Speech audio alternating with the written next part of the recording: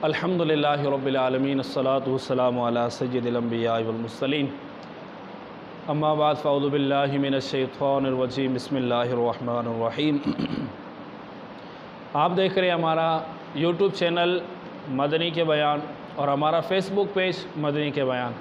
तो हमारे YouTube channel को सब्सक्राइब करें और अगर ये वीडियो हमारे फेसबुक पेज पर देख रहे हैं तो हमारे पेज को फॉलो भी करें, लाइक भी करें और इस वीडियो को शेयर भी कर दें ताकि हर न्यू आने वाली वीडियो हमारी आप तक बआसानी पहुंच सके। पिछली वीडियो के अंदर हम सुन रहे थे कि जब बारिश हो जाए तो उस वक्त हमने क्या क्या काम करने हैं, उस वक्त हमें क्या करना चाहिए, तो इसके बारे में सुन रहे थे। आइए मज़ीद कुछ सुनने की कोशिश करते हैं कि जब बारिश आ जाए तो उस वक्त हमने क्या करना है। देखें, जब बारिश हो रही हो तो उस वक्त ये दुरूद पाक पढ़ें। इसकी फ़जीलत बड़ी प्यारी है। दुरूद पाक कौन सा, पहले वो पढ़ते हैं। दुरूद पाक पढ़ना है अल्लाहुम्मा सल्ली अला सय्यिदिना व मौलाना मुहम्मदिन बिअददि क़तरातिल अमतार। तो अगर कोई बंदा ये दुरूद पाक पढ़ लेता है तो इंशाअल्लाह सवजल बारिश के कतरों के बराबर उसको सवाब दिया जाएगा। कितनी बड़ी बात है कि कितने बारिश के कतरे होंगे और हुज़ूर अलैहिस्सलाम की ज़ात मुबारका पर बारिश के कतरों के बराबर दुरूद भेजा जाएगा और उन बारिश के कतरों के बराबर आपको सवाब दिया जाएगा। बड़ा बेहतरीन दुरूद पाक, इसको याद कर लें और जब भी बारिश हो तो ये दुरूद पाक आप ज़रूर पढ़ें। इंशाअल्लाह सवजल इसका बड़ा जो है वो आपको सवाब मिलेगा।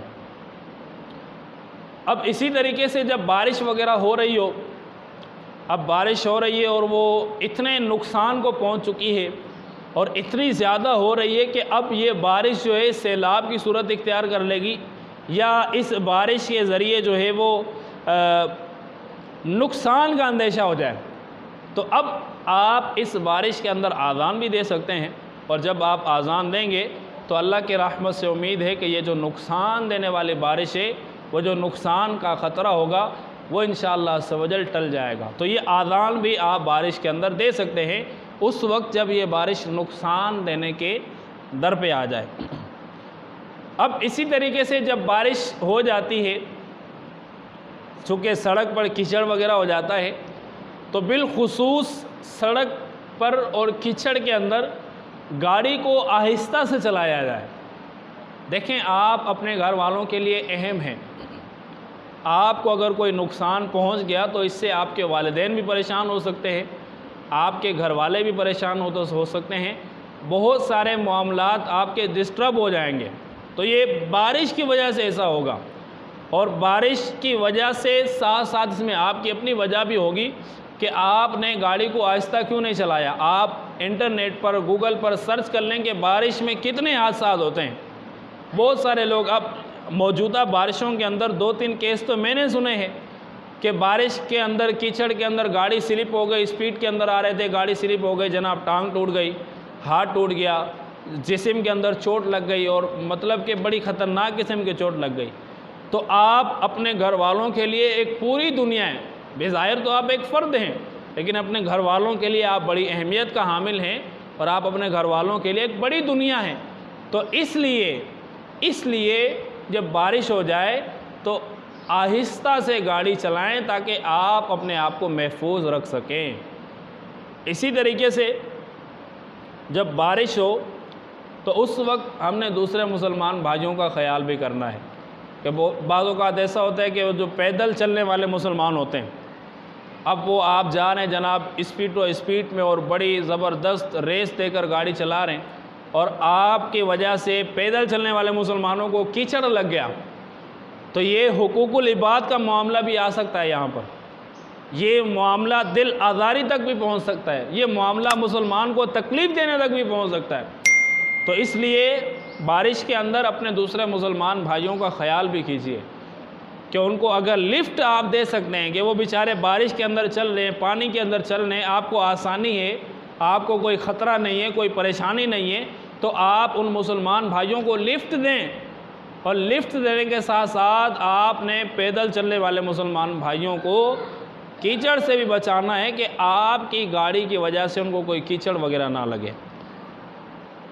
अब इसी तरीके से बारिश के जब दिन चल रहे होते हैं तो उस वक्त इलेक्ट्रॉनिक जो चीज़ें होती हैं, तो इलेक्ट्रॉनिक चीज़ों से आप खुद भी बचें और अपने घर वालों को भी बचाएं, बच्चों को भी बचाएं।